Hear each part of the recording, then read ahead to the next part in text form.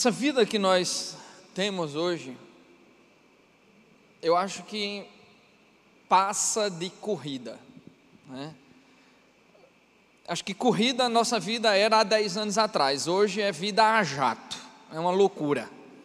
Não sei nem como categorizar o que estamos vivendo hoje, em termos de velocidade, em termos de agonia, de ter que, parece que estar em 2 ou 3 cantos ao mesmo tempo. E eu me lembro quando comecei a estudar informática há uns 20 anos atrás, sei lá, mais de 20 anos atrás, faz mais mesmo, eu estou velho, há uns 30 anos atrás, bota 30 aí, 30 anos atrás, comecei a estudar informática e havia uma promessa assim de que quando os computadores estivessem plenamente desenvolvidos, nós íamos ter menos papel e mais tempo para viver. Nós iríamos fazer mais tarefas em menos tempo e assim a carga horária, olha a expectativa, a carga horária de trabalho daquelas pessoas que trabalham com informática, que trabalham com conhecimento e tal, seria reduzida e nós teríamos aí mais horas para viver em família, para relaxar e tal. O sonho da informática foi vendido dessa maneira há 30 anos atrás. Eu caí nessa ilusão, o que eu arranjei foi tendinite, fibromialgia, um monte de coisa, um monte de gia aqui dentro, por quê? Porque quanto mais eu me envolvia nisso, mais eu via que eu tenho que dar conta de mais coisas e mais coisas e mais coisas ao mesmo tempo. É verdade, a nossa produtividade, isso tem dados científicos mostrando, que a nossa produtividade aumentou mais de 70% nos últimos 10 anos. Nós fazemos 70% mais coisas hoje do que fazíamos no mesmo período de tempo há 10 anos atrás.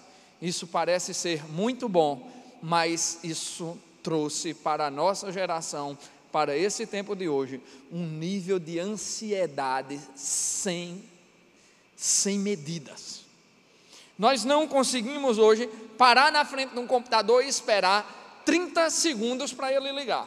É lento. Aí isso se transfere para quê? Você vai falar com sua esposa e diz: meu amor, eu queria que você fizesse uma coisa para mim. Já fez? Aí você vai no trânsito.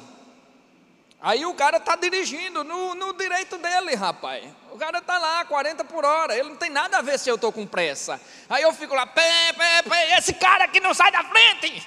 Fico feito louco, porque eu fico vivendo esse ritmo de ansiedade que me impede de refletir e de pensar que eu devo fazer uma coisa de cada vez e que tudo tem seu tempo adequado debaixo do sol, perdão. E aí, gente, vem os transtornos da ansiedade, né? Nós começamos a ser ansiosos em todas as coisas de nossas vidas. Começamos a ser ansiosos no trânsito, dentro de casa, nas coisas que nós queremos que aconteçam, naquelas coisas que nós não queremos que aconteçam, e queremos antecipar o futuro, ou queremos evitar o futuro, e queremos dominar o mundo como Pink e o Cérebro, né? Lembra daquele desenho? Pink e Cérebro? Acho que só os mais velhos lembram, né? Parece que nós acordamos todos os dias com essa ideia: hoje eu vou dominar o mundo, e aí eu vou fazer 1 milhão de coisas ao mesmo tempo, porque afinal de contas eu tenho tecnologia, eu tenho carro, eu tenho não sei o que e tal, e todo o tempo do mundo parece insuficiente para o que eu vivo. Todo o tempo do mundo parece insuficiente para mim. E somado a isso, ainda tem uma coisa. Adam Smith, antes de escrever A Riqueza das Nações, escreveu um tratado sobre ética, sobre o egoísmo na realidade. E ele dizia assim, que o mundo tem recursos suficientes para aplacar as necessidades de todos os homens, mas não tem recursos suficientes para aplacar o egoísmo de um só homem. E aí, nessa ânsia de tempo, também vem a ânsia por coisas materiais. Eu quero ter mais, mais e mais e rápido. Mais e rápido, mais e rápido. Aí o Titãs, há uns anos atrás, acho que faz uns 10 anos que o Titãs, meu Deus, como eu estou velho, eu só falo de coisa antiga, né? Gravou uma música que dizia assim: tudo ao mesmo tempo agora. E para mim essa música foi uma das grandes expressões do que nós temos vivido na nossa sociedade moderna. Quero tudo ao mesmo tempo agora. Não é tudo ao mesmo tempo daqui a 1 ano, nem daqui a 2 anos, é tudo ao mesmo tempo agora. Eu quero tudo. Eu quero ter carro, casa, comida, roupa, eu quero ter sucesso, eu quero ter, mas é agora. Eu quero que minha família me ame também, mas eu não dou tempo para minha família, porque eu estou correndo atrás das coisas. E aí eu fico, meu Deus, que vida é essa que nós estamos construindo? Que vida é essa que nós estamos construindo? A Bíblia é de uma atualidade assim espetacular. Hoje eu estava na universidade e um colega meu, professor, falava sobre a atualidade de alguns filósofos, falando, como Schopenhauer, apesar de tudo, viveu há 200 anos atrás e ainda é atual. Eu digo, sabe de nada, inocente, sabe de nada. Conheço um escrito muito mais antigo e muito mais atual.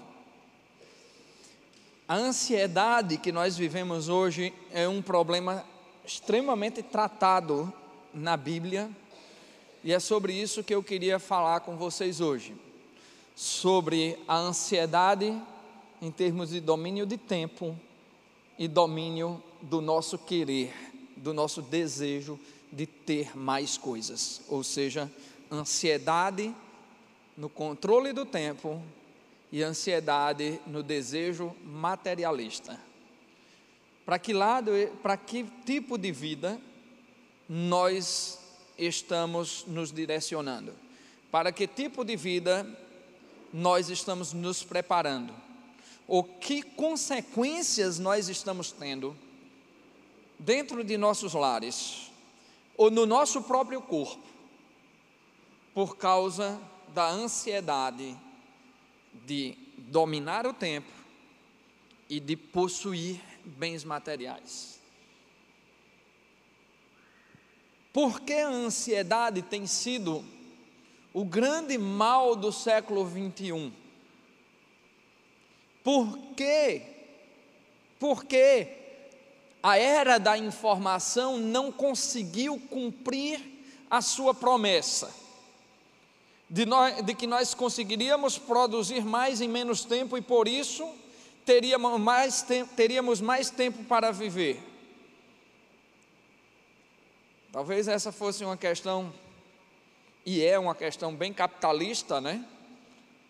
De por que a nossa produção se tornou tão barata e tão insuficiente, mas deixa isso para as discussões acadêmicas. O que nos interessa saber aqui é que caminhos nós demos para que a nossa vida viva sustentada nas bases da ansiedade. A ansiedade de dominar o tempo e a ansiedade de ter mais coisas do que temos, como se nada nunca fosse suficiente. Jesus Cristo, sobre isso, falou de uma das formas mais lindas que eu já vi. Me lembro quando era criança, ganhei um livro escolar, e na época de férias ainda muito curioso, aquela ansiedade já desde infância, fui lá e abri o livro e fui ler o livro antes de ir para a escola. E aí tinha um trecho nesse livro que falava, que registrava uma das mais lindas falas de Jesus Cristo, quando ele perguntava: por que andam ansiosos vocês quanto ao que hão de comer e ao que hão de vestir? Olha as aves do céu, elas não semeiam, nem ajuntam em celeiros. Contudo, o vosso Pai Celeste jamais permitiu que elas passassem fome. Olhai os lírios do campo. Nem Salomão, em toda a sua glória, jamais se vestiu como um deles. Acaso o vosso Pai Celeste ama mais essa erva, que hoje está no campo e amanhã é lançada ao forno, do que a vocês, homens de pequena fé? Qual de vós poderá acrescentar um momento que seja, um minuto que seja, à sua própria vida? E aí ele entra: não andeis ansiosos por coisa alguma. E aí eu quero te convidar a abrir nesse trecho da palavra de Deus. Hoje eu quero ler com você, estudar com você somente um versículo desse trecho lindo das Escrituras. Mateus capítulo 6, versículo 33.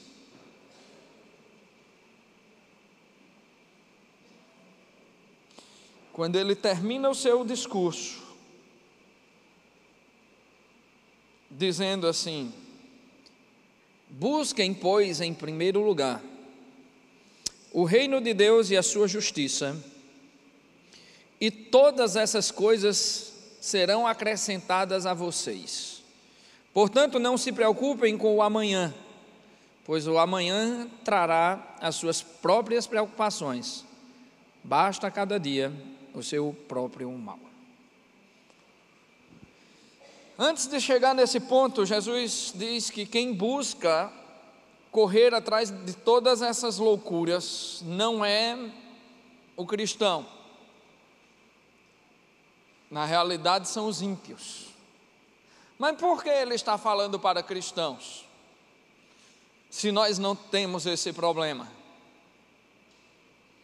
É porque muitas vezes nós cristãos agimos como se não fôssemos cristãos, e agimos como se Deus não existisse, e agimos como se Ele não estivesse tomando conta de nós, e queremos assumir o papel de Deus, e queremos dizer a Deus: Senhor, eu entrego em Tuas mãos. Mas a minha entrega nas mãos de Deus é mais ou menos assim: Senhor, aqui é a minha vida e eu entrego em Tuas mãos.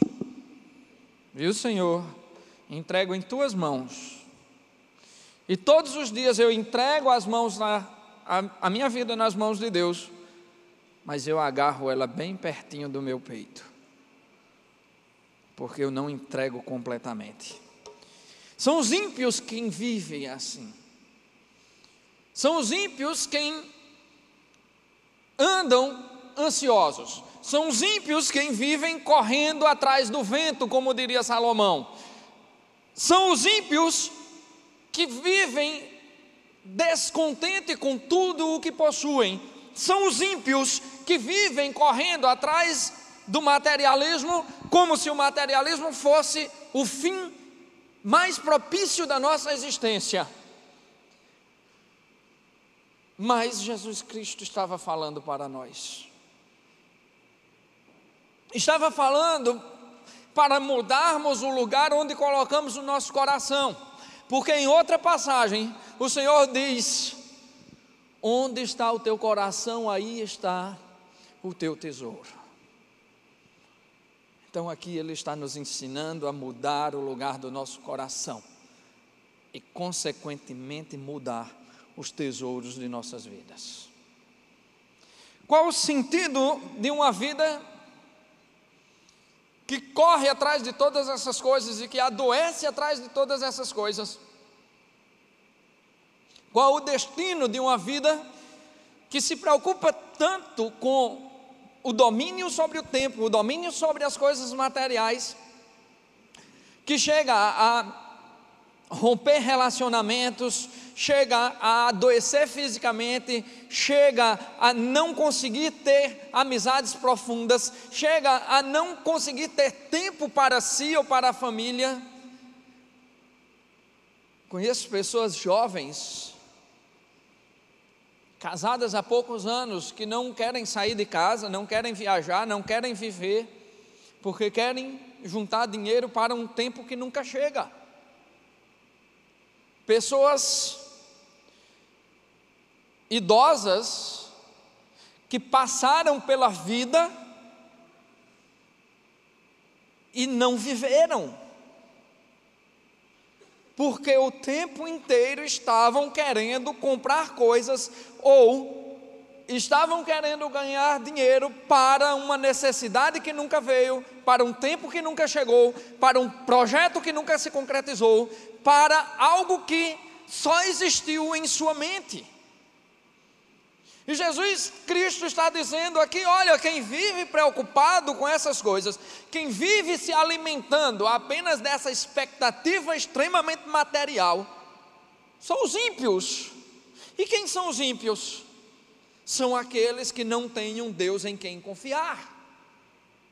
São aqueles que não têm a menor noção de que essa breve passagem entre nascer e morrer não é o que se chama vida, mas o que se chama vida de fato é aquilo que viveremos na glória do Pai. Quando não se tem noção da eternidade, se corre atrás do vento. Mas quando se conhece a Deus, anda-se tranquilamente, vivendo o projeto do Pai para as nossas vidas. Quando não se tem noção do que está reservado para nós na glória, nós temos medo de perder um instante desse miserável momento de transição que nós passamos. Mas quando nós sabemos que temos um Deus que cuida de nós, que nos ama, aí, meus irmãos, a noção de tempo é completamente diferente. O Senhor Jesus então nos ensina: busquem, pois, em primeiro lugar o reino de Deus e a sua justiça, e todas essas coisas serão acrescentadas. O Senhor estabelece para nós uma agenda de prioridades. Ele estabelece para nós um calendário para ser seguido, um projeto simples para ser seguido. Busque, pois, em primeiro lugar o reino de Deus e a sua justiça. Ele está dizendo aqui: ora, em primeiro lugar, meu querido, minha querida, meus filhos e minhas filhas, busquem em primeiro lugar me encontrar, busquem em primeiro lugar viver comigo, busquem em primeiro lugar estar sob o meu domínio e sob o meu cuidado, e depois essas coisas secundárias vão aparecer na sua vida. Mas se não aparecerem também não tem problema, porque vocês estarão vivendo no meu reino, estarão vivendo na minha glória, estarão vivendo aquilo que eu projetei para que vocês vivessem. Então cumpram uma agenda espiritual, é o que o Senhor Jesus está dizendo aqui. Cumpram uma agenda espiritual, uma simples agenda. Coloquem em primeiro lugar o reino de Deus e a sua justiça. E o que significa exatamente isso? O que significa colocar em primeiro lugar o reino de Deus? Primeiro significa buscar constantemente e permanecer buscando a presença do Senhor Jesus. Buscar constantemente e permanecer buscando a presença de Deus em nossas vidas. Meus irmãos, eu já tive transtorno de ansiedade e conheço muita gente que teve. Como pastor, acabo meio que trabalhando com isso, porque atendo muitas pessoas que passam por isso. E eu nunca vi na minha vida alguém chegar aqui e dizer: eu estou ansioso, pastor, porque eu estou louco que o Senhor Jesus volte. Eu nunca vi ninguém chegar aqui e dizer: ah, pastor, eu estou muito ansioso, porque eu não vejo a hora de minha esposa voltar do trabalho para eu dar um beijo nela. Eu estou muito ansioso, pastor, porque meu filho foi para a escola hoje de manhã e eu não vejo a hora de chegar e dar um abraço nele.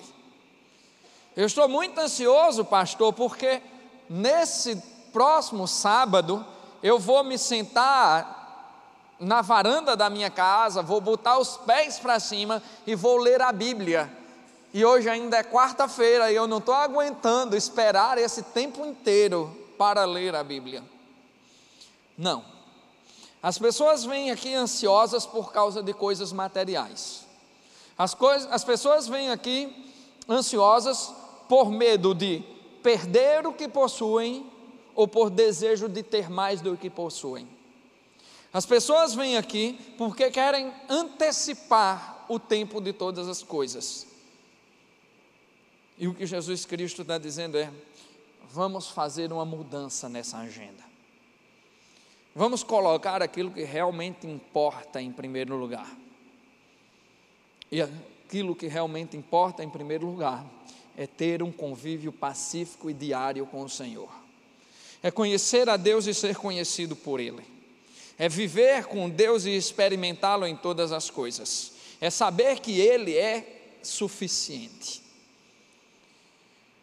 Eu sei que nós passamos por coisas difíceis às vezes, por doenças, e não estou dizendo aqui que não é bom, que nós não devemos planejar a nossa vida, nem estou dizendo aqui que nós não devamos lutar para ter mais sucesso material também.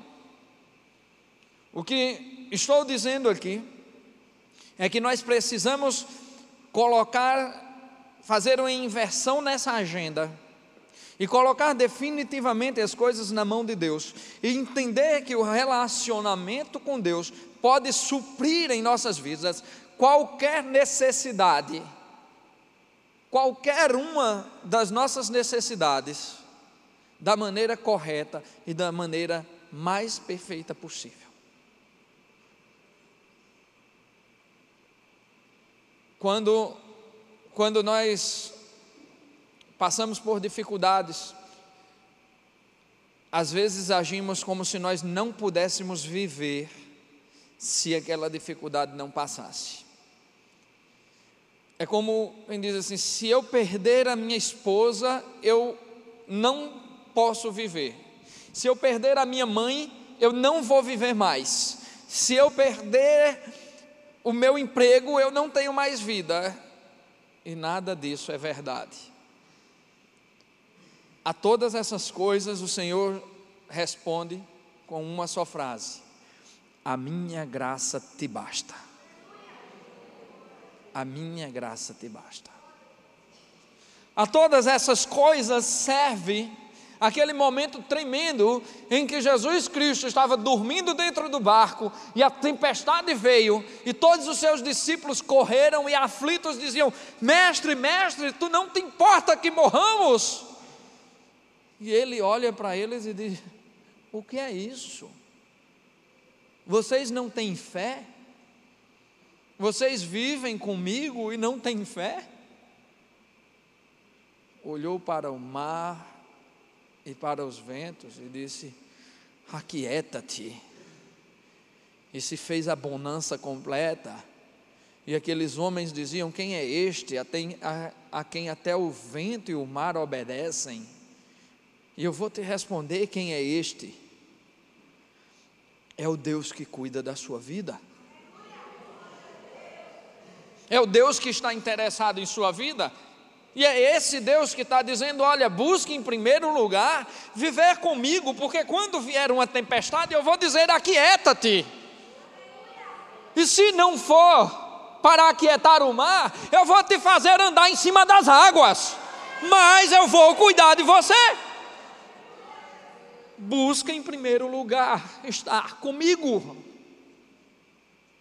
porque não há nada mais valioso e nada mais importante, e não há nada mais significativo que o Senhor possa nos dizer do que simplesmente olhar para nós e dizer: a minha graça te basta. porque a graça do Senhor não é pouca coisa.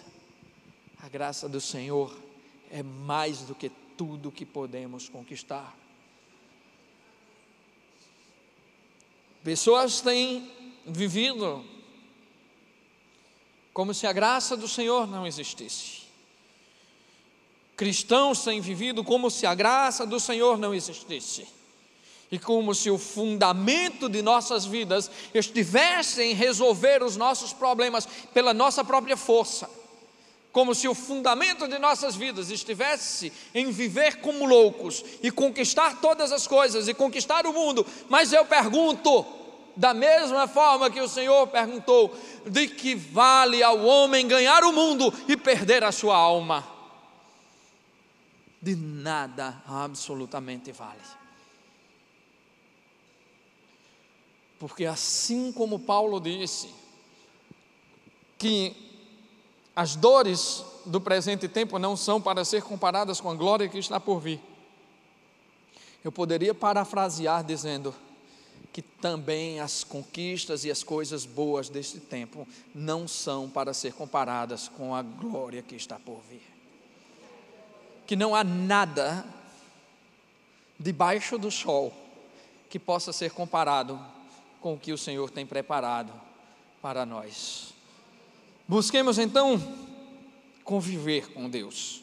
Busquemos constantemente, permaneçamos buscando em conhecer a Deus, em viver com Deus, e cada vez mais desejemos estar com Ele. Esse é o único e mais seguro caminho que podemos ter para encontrar algo próximo da felicidade ainda nesta vida, e para encontrar a plena felicidade naquilo que de fato é vida. Em primeiro lugar, o reino de Deus é o governo e a soberania do Pai. Quando ele diz aqui, busque em primeiro lugar o reino de Deus e a sua justiça, ele está dizendo também, olha, busque em primeiro lugar obedecer à vontade de Deus. Busque em primeiro lugar entender que Deus é soberano. Busque em primeiro lugar entender que você não poderá resolver a sua vida por si mesmo, e que pode até tentar, mas ao tentar vai bater com a cara no muro. Busque em primeiro lugar o reino de Deus, entenda que o Senhor é Deus, entenda que Ele é soberano, entenda que Ele é perfeito, e mais do que tudo, entenda que a sua vontade é boa, perfeita e agradável. Às vezes eu me admiro com o medo que alguns cristãos têm de buscar a vontade de Deus. Parece que a vontade de Deus é que nós soframos, ou parece que a vontade de Deus é que nós abramos mão de tudo que somos e tudo que temos. Parece que Deus é um sádico, e não se trata disso. Sabe, se nós parássemos para analisar aqui agora, e pegássemos a Bíblia de cabo a rabo, e começássemos a olhar, cada vez que Deus manifesta a sua vontade de alguma maneira, nós iríamos entender que a vontade de Deus é que nós andemos num caminho seguro, claro e brilhante. Deus não se alegra na morte do ímpio, diz Ezequiel. Por quê? Porque ao morrer o ímpio vai para o inferno, e Ele não se alegra com isso. Deus não se alegra na dor dos seus filhos, porque seus planos para a nossa vida são planos de paz. Eu queria que alguém, ao invés de fazer caixinhas de promessas de Deus, fizesse caixinhas da vontade de Deus, e que todos os dias de manhã, ao me levantar, eu tivesse a ousadia de procurar, não o que foi que Deus prometeu para mim, mas o que Deus deseja que eu faça hoje,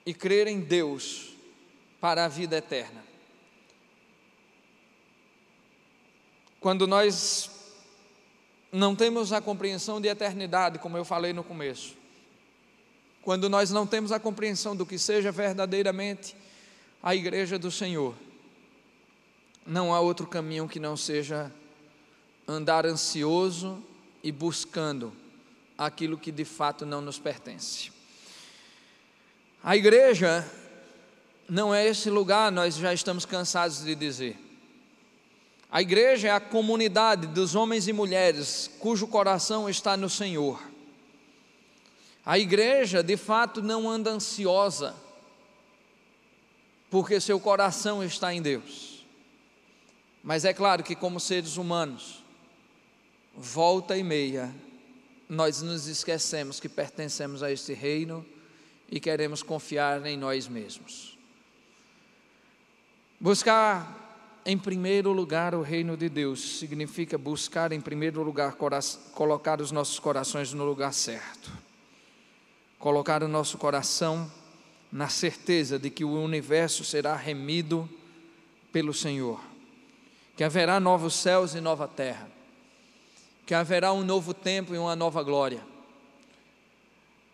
Significa atribuir menos significado à vida que hoje temos e mais significado à eternidade. Significa nos desapegar mais, não apenas financeiramente, mas de nossas mungangas, sabe, de nossas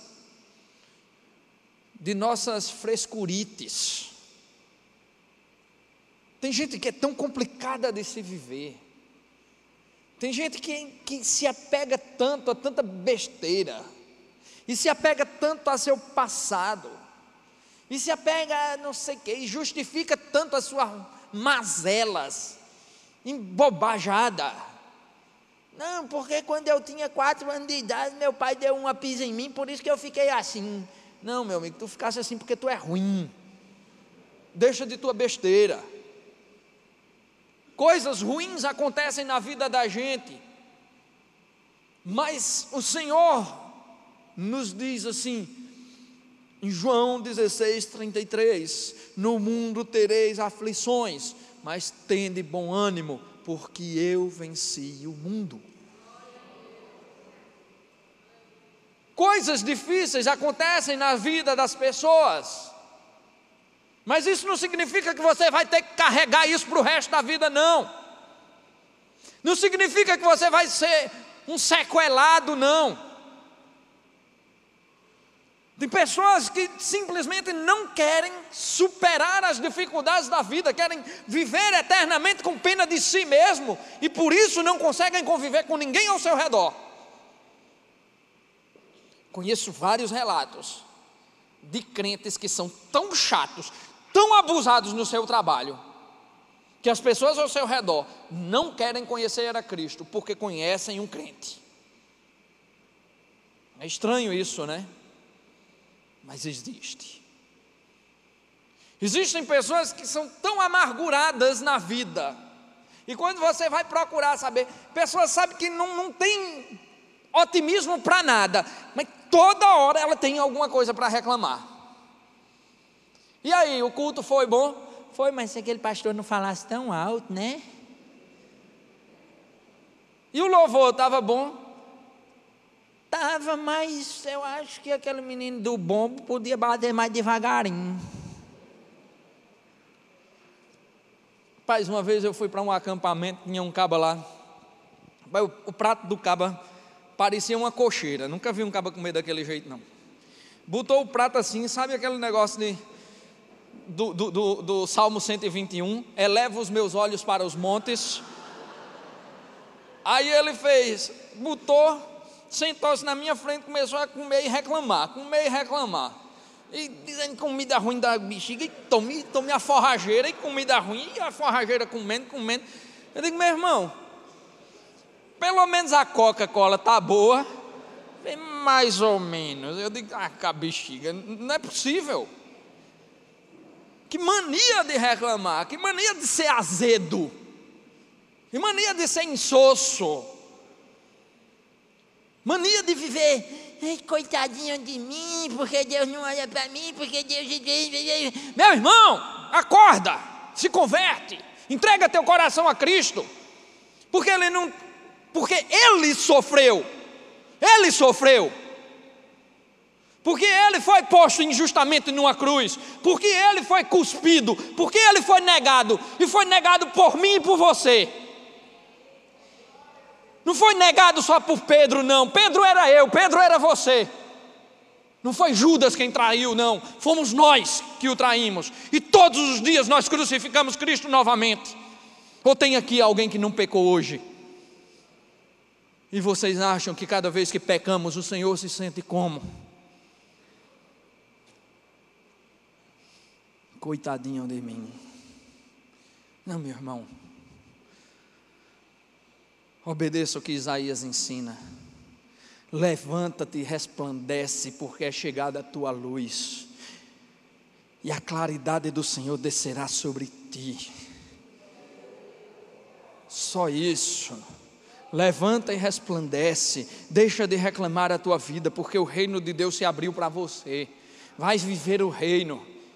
A vida no reino é uma vida de quem busca com positividade, é uma vida de quem busca com alegria, é uma vida de quem não se apega às dores, mas se apega à esperança. É de quem tem a certeza absoluta que nossas lágrimas não cairão no chão, porque o Senhor as aparará. É de quem tem a certeza que dias maus podem até vir, mas a glória será derramada sobre nós. É de quem confia que as misericórdias do Senhor não têm fim, renovam-se a cada manhã. O reino de Deus é aquele de quem tem o coração aberto para experimentar qual seja a boa, perfeita e agradável vontade de Deus em toda e qualquer circunstância. Sabe, eu já vi muitas vezes carros com um adesivo bem grande, colocado Filipenses 4,13. Tudo posso naquele que me fortalece. Mas eu nunca vi ninguém colocar o versículo anterior, Filipenses 4,12, que diz: eu sei estar contente em toda e qualquer situação, na escassez ou na fartura, na humilhação ou na glória, em todas estas coisas, eu sei estar bem contente. Tudo posso naquele que me fortalece. Eu posso passar por todas essas coisas, porque o Senhor me fortalecerá.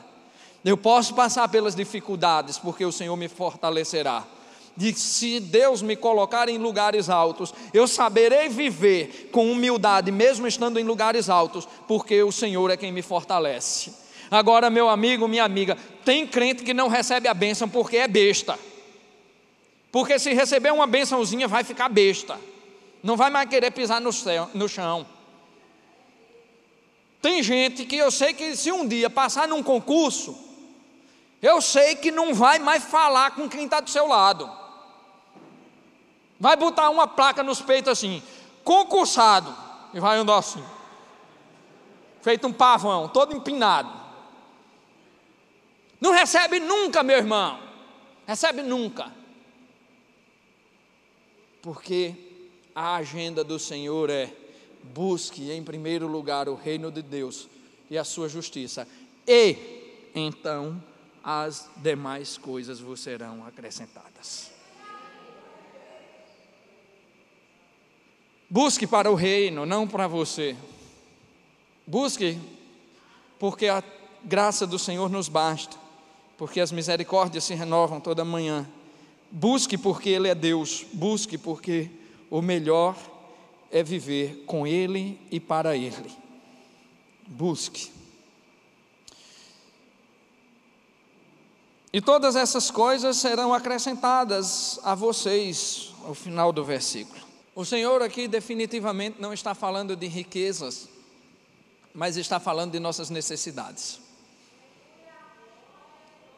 O Senhor definitivamente está falando aqui sobre ter o suficiente para a vida e para a piedade, como Pedro nos ensina em sua segunda carta, que Deus nos tem dado de maneira sobejosa tudo aquilo que é necessário para a vida e para a piedade.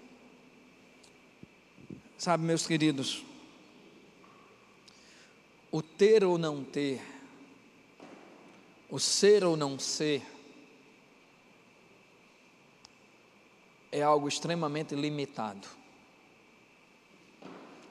O que nós devemos buscar diante de Deus é o pertencer ao seu reino. Algumas pessoas dizem: eu já tenho a Cristo no meu coração.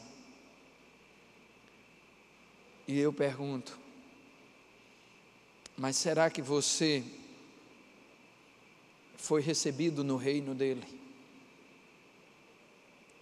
Será que você pertence a ele? Nós não somos donos de Cristo. Ele é o nosso dono. Ele é o nosso rei. E todas essas coisas vos serão acrescentadas. Quais são essas coisas? Quais são essas coisas? São as coisas que você necessitar para crescer. Aqui, no contexto das palavras de Cristo, Ele está falando sobre comida e roupa. Está falando sobre o básico. Mas eu me atrevo aqui a ampliar o contexto e dizer que talvez existam mais coisas que o Senhor queira acrescentar às nossas vidas. Dizer que talvez o Senhor queira acrescentar experiências de dor, experiências de lágrimas. Talvez Ele queira acrescentar experiências maravilhosas e sorrisos. Eu não posso dizer o que o Senhor acrescentará à sua vida,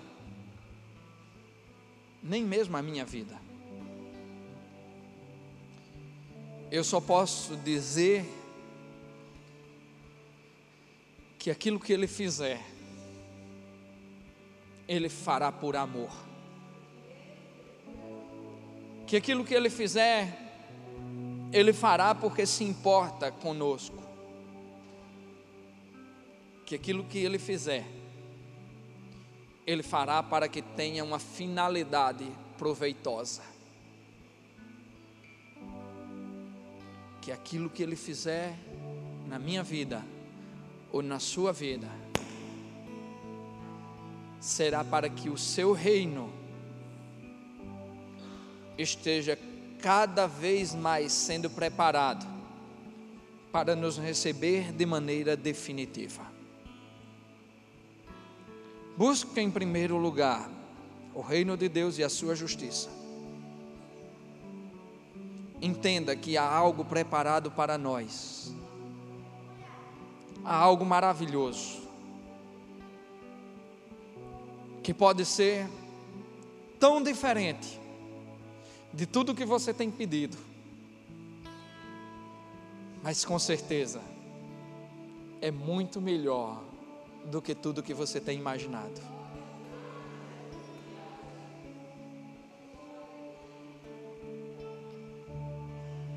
Viver segundo a vontade de Deus é viver em direção correta, no ritmo correto e do jeito certo. Não deixe a ansiedade tomar o lugar de Deus em sua vida. Não deixe o materialismo tomar o lugar do seu cristianismo. Não tente ser o dono do seu tempo. Não tente resolver as coisas só pelo seu esforço. Me lembro de uma frase que aprendi quando recém-convertido, que ele dizia assim: as coisas fáceis da vida, o Senhor nos deixa resolver. As coisas difíceis, Ele nos prepara para resolver, nos capacita. E as impossíveis, Ele mesmo resolve. Mas, em todo caso, em todos os casos, Ele diz: busquem em primeiro lugar o reino de Deus, porque ali você encontrará conforto, ali você encontrará zelo, ali você encontrará cuidado. Não andem ansiosos por coisa alguma, porque se for preciso abrir o mar para você, Ele abrirá. Se for preciso esticar o tempo, Ele esticará. Se for preciso lhe fazer andar sobre as águas, Ele lhe fará. Mas em todas as coisas, Ele cuidará de você.